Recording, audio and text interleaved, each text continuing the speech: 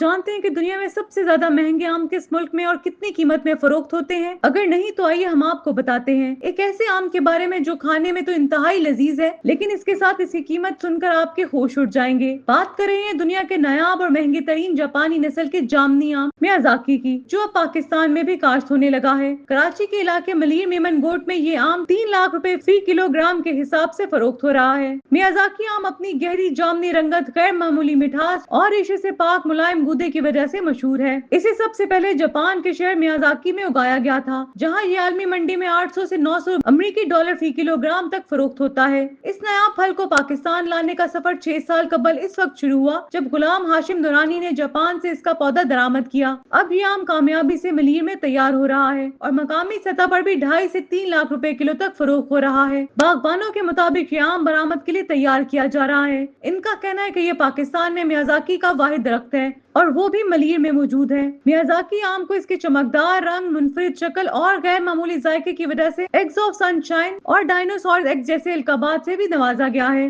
Miyazaki आमों का वजन 350 ग्राम से 550 ग्राम तक होता है और इनमें 15% या इससे ज्यादा चीनी की मिकदार होती है।